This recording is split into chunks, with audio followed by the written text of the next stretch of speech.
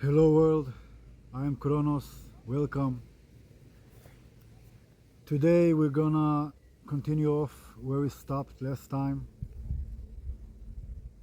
We talked about sharing knowledge and your talents and why it is a privilege to be able to do so, especially in this era, and how so many people quote unquote abuse the technologies we have to gain uh, well self-worth or value in terms of, for example, as we said,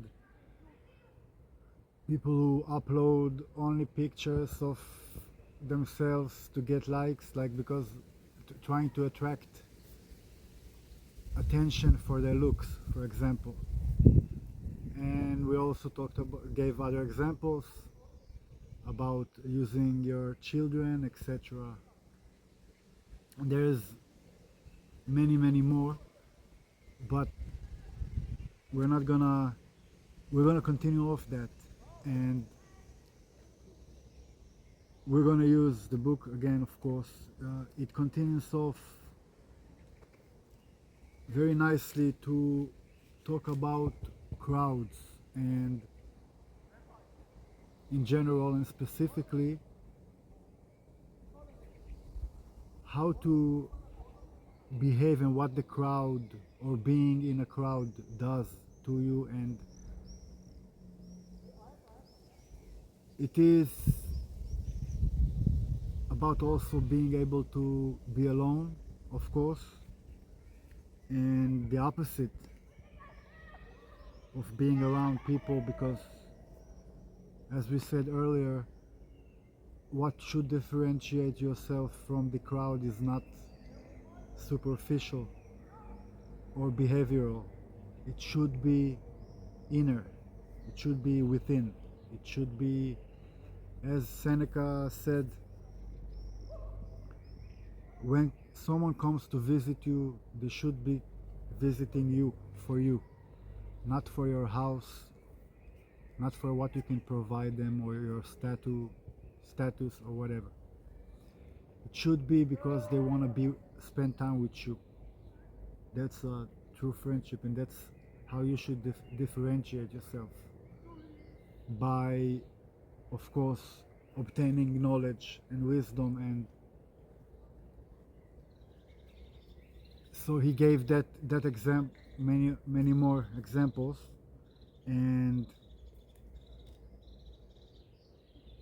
yeah, so that's how it connects to it. So we're gonna continue off on another chapter in another. We're gonna continue off with another chapter on crowds and talk about that. Let's continue. Let's start and see how it goes. So,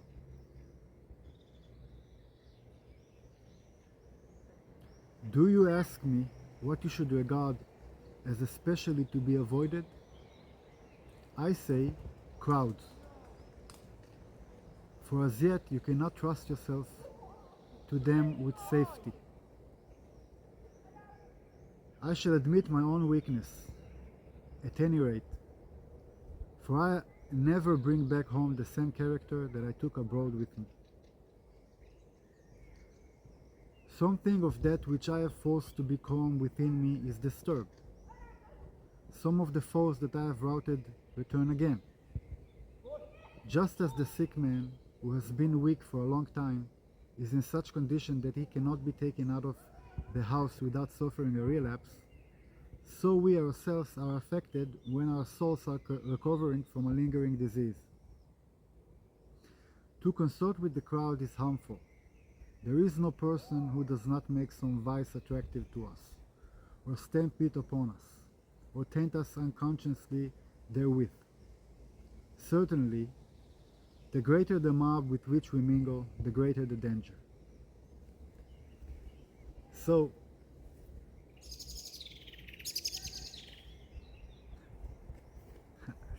so he tells him what should be avoided. he asked him apparently in a previous letter, what you think should be avoided? And Seneca's answer is straight up crowds, being surrounded by many people. And why is that? Well, crowds tend to act like a mob. There is the mob effect, and you cannot trust what he says when he says you cannot trust yourself to them with safety, is because usually the crowds focus on, well, how do I put it? Insanity is rare in the individuals, but it is the rule in crowds, right? I forgot who said that quote, but something like that. The point is, we tend to, because of social pressure, etc., trying to fit in, we a lot of times we neglect ourselves, and we adopt the, well, the crowd's values. It could be a football team, it could be your country, it could be like any group of people is a crowd. And so a lot of times, especially when you associate yourself and you, well, you embrace the values of the group over your own self, over your individuality, you might, and you probably will, act in a way and be, as he says,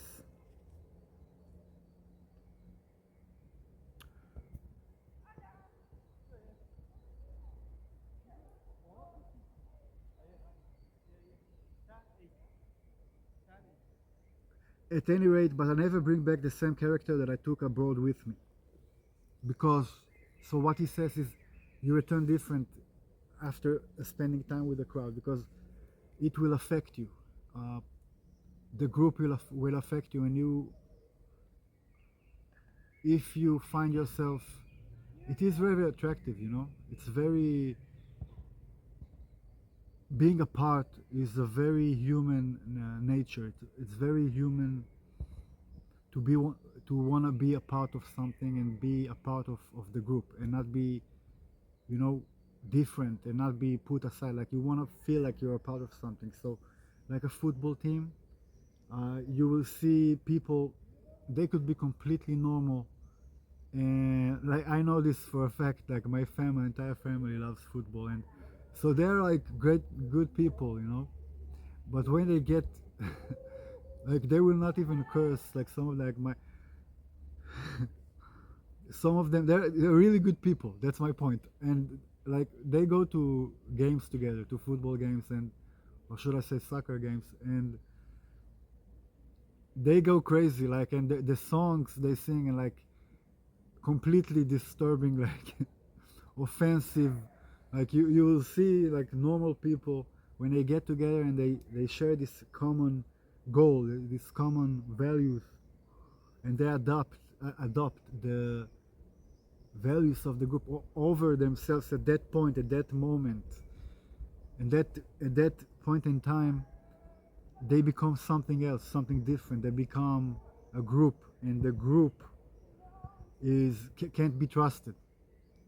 See, uh, if you take, like, you take a police officer individually, and you look at his life and what he's like, you will most likely find a normal person, you know, just like you and I, and just someone who wants to live his life, you know, go to work, raise a family, you know.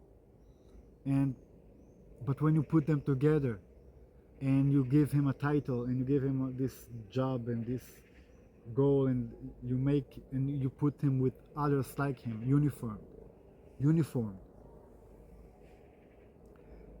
they could act like they could get power tripping, right? and they might do stuff that they would never do otherwise, and without the power given to them, without them being in a group, or even just without being around other cops. And so, and this goes like, people will, I know this for a fact, like from experience, people will go to war and die for their country. Like if they hadn't this connection to this country, this deep feeling that they have of being a part of that country, they wouldn't do it, right? But they go as far, and as I said, I know it personally, as I was a soldier and I served in the army, and I was willing to die for my country, no problem, for many years. And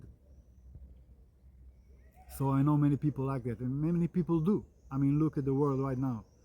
War is the constant, not the, like, it doesn't everywhere. And you know what? The wars, it's only the wars we hear about. There's many more wars that are not televised. You know that? Many more wars that are just, there is no interest to the elite, to, I don't like to call them elite, to the Satan worshipping men in power. Not even men, I will not, demons. So these people have no interest to, so they control the media, so they will show you what they, and that's, by the way, a part of being a crowd, right? When you're all adopt, like when you all decide together that this news station, for example, is authority, then you become this group that follows this fictional authority, fantasy authority that doesn't really exist, but you follow it blindly, and you become this sort of a brainwashed group, right? Because they tell you stuff and you believe it. You believe it. They tell it to everyone. So, and then you take sides, for example, left and right. Like they control your minds in that way, and you become the crowd, and they control the crowd. That's what the media does, right? And television is tell a vision. So they tell you their vision. You buy into that as a group. If there wasn't that broad reach, and there wasn't a crowd, then it wouldn't be like this, right?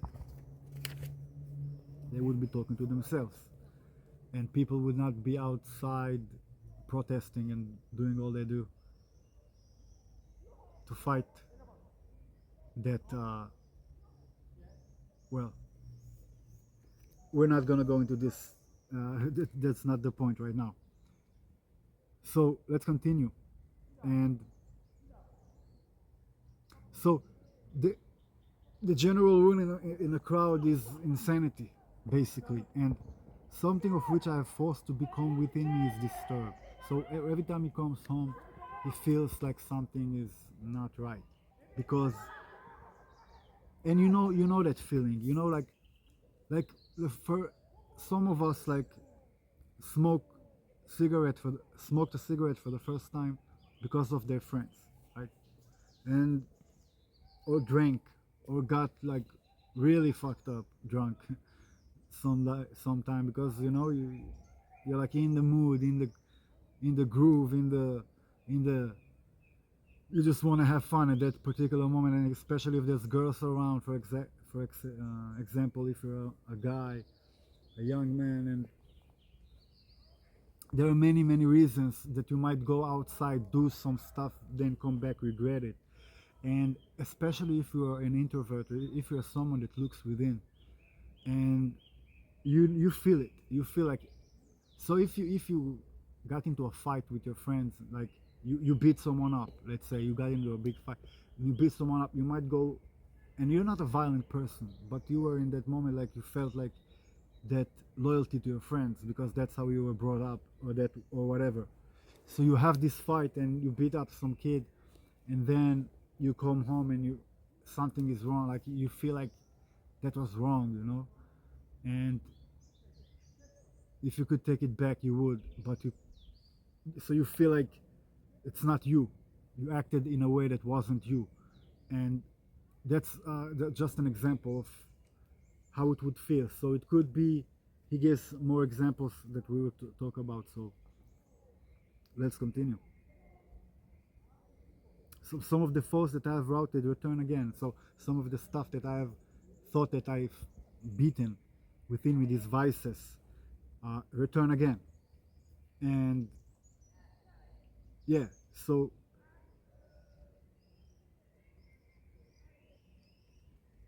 you could go back to old habits, when you get back to the old crowd. Like if you meet your friends after a long time and you might have disconnected for a while, and then you completely change the way you act, the way you live, and then you meet again and you get into the crowd again, and they drink and they smoke maybe, and so you find yourself going back into that, developing old habits back.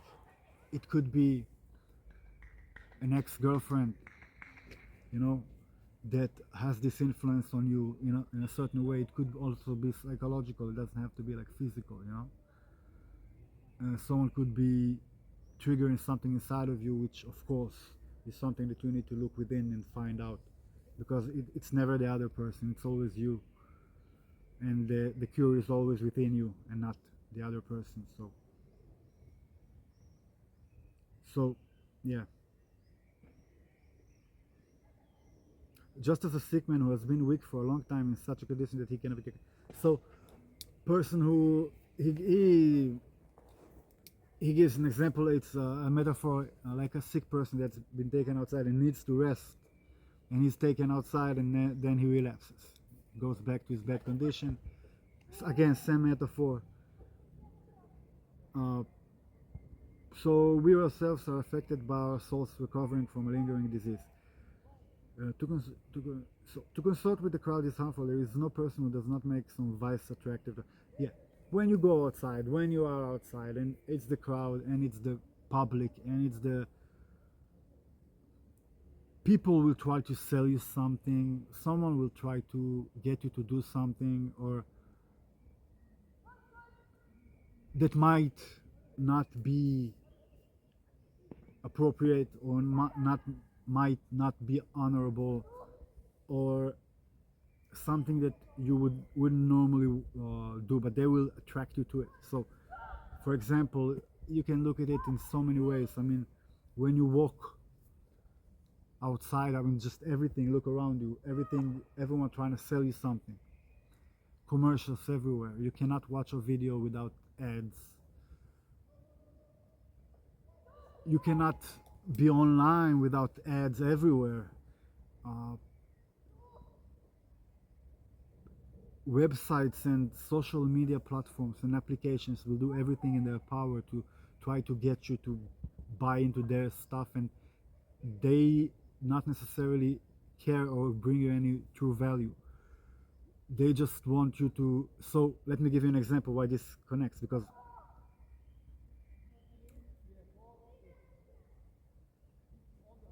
this AliExpress, Temu, for example, all these stores inside them, they will create these marketing schemes to try to sell you their product, and they will lie a lot of times to do that, and they will change and alter, and they will do stuff to make you buy that are not honorable, and it goes even beyond that. They will try to, and I'm just giving an example, right? It's everywhere. They will try to make you feel like you need that, but you don't. If you catch my drift, they will try to seduce you. They will try to seduce you to buy their product. They will not try to offer value to you. They will try to seduce you so that they can sell, and they will use any means necessary to do that. And so someone on the corner might even try to sell you drugs.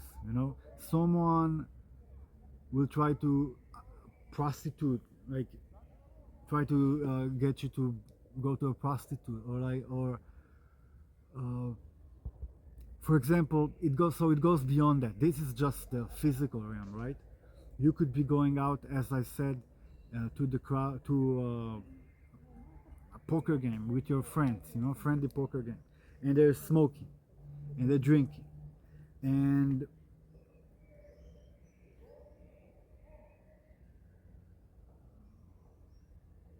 so, and they will offer you to drink, to smoke, to like, there is attractions that when you go outside, there is, and these days it's not just outside, as I said, it could be in the internet. Everywhere you go, there is temptation everywhere. And in the world we live right now, most of it is selfish, right? It's the pizza store is trying to sell you pizza not to make you healthier. They're trying to feed you and get money. Like, the thing is, the goal is selfish. It is taking away. It is not giving. It is usually like that. It's not always like that. And many businesses don't follow that rule and are actually, but for the most part, most shop owners, even most businesses, I mean, if you ask someone, why did you start a business, what answer do you think you'll get? 9 out of 10 times it will be to make money, to get rich. That's why people do most of the stuff they do these days, even making music, creating, like, so many people are not truly, a singer, like a real artist, like a real deeply, like, there's a true artist. We're all artists in a way, right? But a true deep, like, real artist, someone who is like Beethoven, Mozart, I mean, the great artists, and there's so many that I'm not gonna, like, Pavarotti, you have it's endless, and it doesn't have to be the classical, right? It could be Tupac. So many great artists, great artists that touch nations and the world.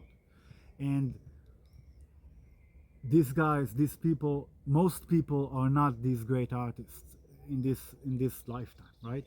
It's very rare. Otherwise, it would be boring if everyone were. But still, you have so many people, so many people chasing their dream, because not because they feel this. Let me give you another example. Aurora is a great artist. Vadruna Selvik, what's his name? Embarrassing that I forget. I listen to him literally all the time. Many artists. But the point is, these people, they have this deep desire, deep in, like, it burns out of them. They create art because they cannot possibly live without it. They breathe it. And most people do it not because of that. Most people do it not because they have this burning desire. Most people do it because they want fame, they want money, they want the recognition, they want to feel special, they want to feel like they have this great talent, and they are looking for that recognition outside of themselves. So Einar, yeah, that's, yo, man, what a great artist, like Einar, and I mean, it's endless. We have so many examples. I'm not gonna go over. I'm just giving you a few that you get the drift of what I'm saying. Is that most people are not Mozart, right? Most people are not Beethoven, and so I'm not discouraging. I think absolutely, if you feel the need to make art, do it. But think, if is it something. By the way, I absolutely, my biggest dream is to be a great rapper, and I never chased that dream for some reason. But it's a burning desire in me. It always was, and it always bothers me. I'm 30 something, and I still, like, every day I'm thinking about it. So that's a lesson, by the way, for me, because I started doing it recently. I did it in the past, but recently I've been doing it a lot more, and it's so fun. So I'm not disencouraging anyone to do it, because I'm not Mozart. I'm saying this, but what I'm trying to say is, just because you're not the greatest artist doesn't mean you shouldn't do it. I talked about it in the earlier video. You absolutely should. But if you're not that artist, and if you're doing it to get recognition, to sell something basically, so people will admire you, then you're abusing art, and you are not a real artist. You're not a true artist. You should stop, because you're only gonna, in the end, ultimately you're only gonna harm yourself in a way, because you will never be able to look when you get all this recognition for something that is so superficial to you, and so it's not truly you. It's kind of like being like in a fake in a relationship, you know. It's kind of like pickup artists that develop a routine to get this girl, and then they go home and they're completely different people. Like, you cannot really truly get that girl because it's not you. You're playing a character, and even if you do, you will have to keep playing that character forever, because otherwise she will see through you, right? And then she might not like it. So, and I'm giving this as an example, like a general rule, right? You want to be true to yourself and real, otherwise you're going to have to act. You're going to have to be a character, and that's unsustainable. And that will actually never fulfill you, and it will stop you from looking inside and searching for whatever it is that you're truly missing, which is why you're doing this thing that you're doing and looking for this approval. Why is it that you're missing? Because you have it inside of you. And if you're surrounded by this admiration and yes men, you know, and you have this fame and fortune, it might stop you from reaching deep down and finding out truly who you are and what you came here to do and learn. So I'd advise, before you do, because you truly you know why you do what you do, but most people are like ignorant to it because they avoid it willingly, and they never even take the time to look and ask the question. So make art, do it, be creative, have fun, but do it from because you feel like you need to do it, not to get a reaction, you know. So now he goes on and talks about, he gives an example about the games, which is gladiator games back in the day. And I'm gonna save that part for next time, because there's a lot of information here and it is very interesting, and there's a lot to break down. But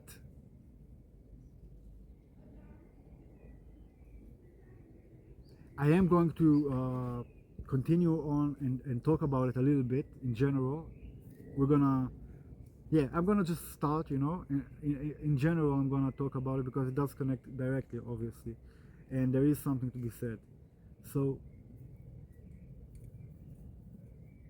he gives a great example here, going to the gladiator games, and for this you need some context.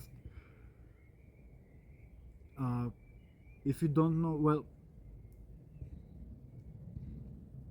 there is a few stuff that he talks about, that, for example, it used to be back in the day that it used to be games, winning games, and it was surrounded by a lot of glory, quote unquote, and with time it became more marketed, commercialized, more a distraction and more brutal in the way that they would send people just without any gear to protect themselves, just to die, and they would like or cut or kill people in between breaks just to keep the crowd entertained, and like it became more and more gruesome, and it became more and more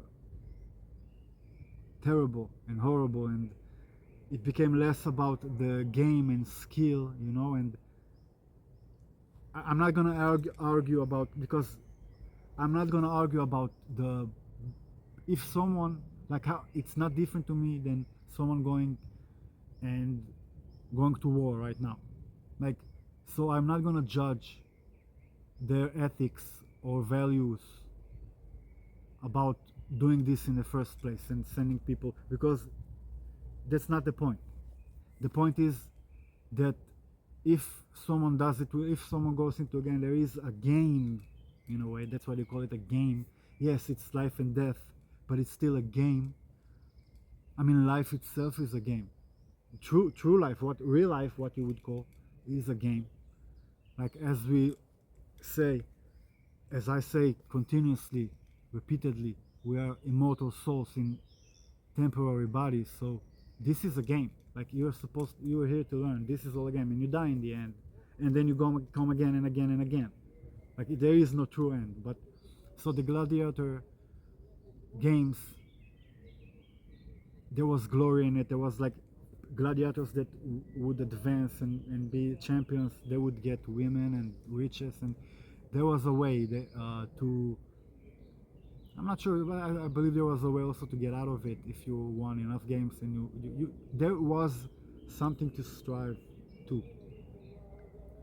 And it became this just slaughterhouse that they would put people who committed crimes with no gear, no armor, and they would just get murdered. Like they would give them a weapon, I guess, and they would just put robbers and killers against each other to just murder each other, and there was no true, there was nothing to it. It's just murder. It's just killing people for entertainment. And that's when it became, when it became something else. Not just not just brutal games, but it became just meaningless slaughter, meaningless deaths, like for entertainment. So that's even worse. So that's the context that you need to know, because that's why he criticizes. He criticizes the games and what they became, and you need this context to understand. He will talk about it. So let's start. It's getting dark, so I'm gonna start. I'm gonna read a little bit, and then we're gonna continue off next time. But I do want to start so you get this the taste of it. But nothing is so damaging to good character as the habit of lounging at the games. For then it is that vice steals sadly upon us through the avenue of pleasure. What do you think I mean? I mean that when I come home more greedy, more ambitious, more voluptuous, and even more cruel and inhumane, because I have been among human beings. That's a very dramatic critique. Like he's critiquing human beings in general, right? But not really. He critiques human beings in crowds. He continues off, and especially in such a brutal manner and event, that when they get together they become brutal, as he says. And he gives ambitious as an example, because what is it you're striving for? When we talk about stoicism, really every desire, we spoke about this earlier, creates, the bigger the desire, the greater the disappointment. And desires shouldn't be other than within yourself.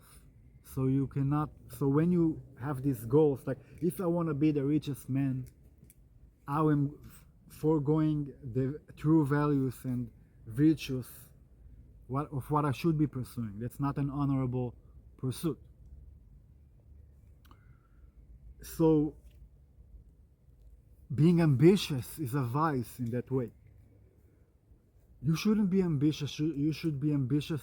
If you want to be ambitious, you should be ambitious about something greater than yourself, and about other people, about creating a better world, right?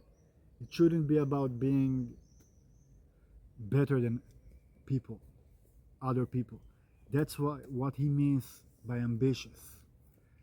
You shouldn't be ambitious to overpower other people. You should be ambitious to improve yourself and other people. And so, for then it is that vice steals subtly upon one through the avenue of pleasure. So through these subtle pleasures, the feeling, the crowd, the the the avenue, the event, the energy, the people, through these little pleasures, and like watching this exciting fight, right? That's how the vice creeps in, is what he's saying. Subtly. It's little by little. It creeps in. And so the pleasure should be noted, and that particular pleasure should be avoided in his eyes.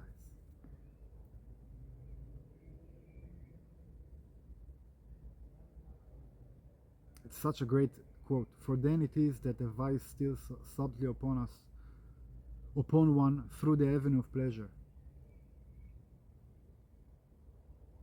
Then it is that the vice steals subtly upon one through the avenue of pleasure. Well, so we become more greedy, more ambitious, more voluptuous. So more uh, wanting more, striving for more, to be better than others, and being more aggressive, more, how should you say, Volpers? It's like more non-caring about, like more vicious about it, I should say, in a way. You can interpret it. You have to understand also this is in English, right? So that it was interpreted in a way. Someone translated this and interpreted the words in their own way, specifically calling, I don't know who it was, but so you have to understand there would be misunderstanding, misinterpretation, the stuff that, but we're trying to get the general idea and what he means by it, by connecting the dots. So it doesn't have to be a 100%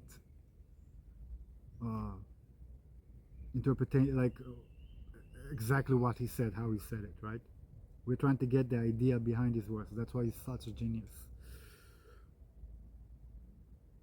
So he becomes even more cruel and inhumane, because I've been among human beings.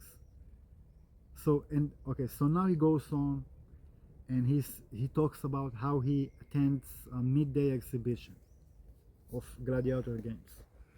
And on that note, I'm gonna stop, because so we're gonna continue off next time by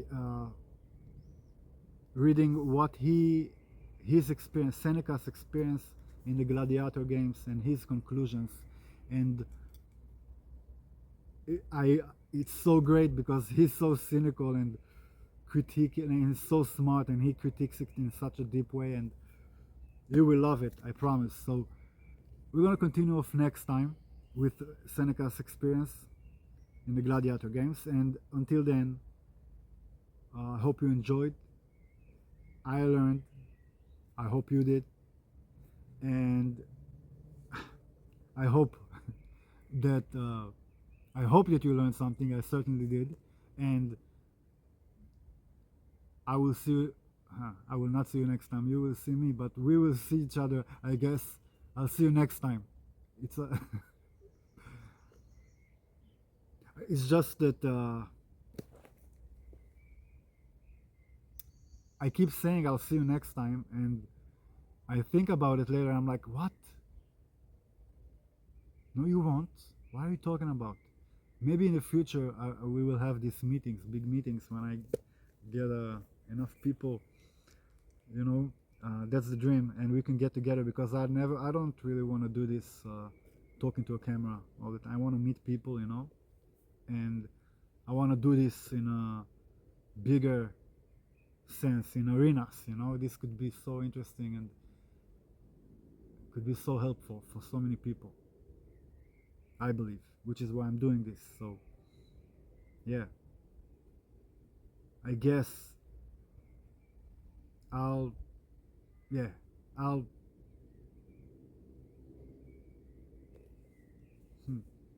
catch you next time. It's a thing. It's a thing. I can say I'll see you next time. Just I rather say farewell, and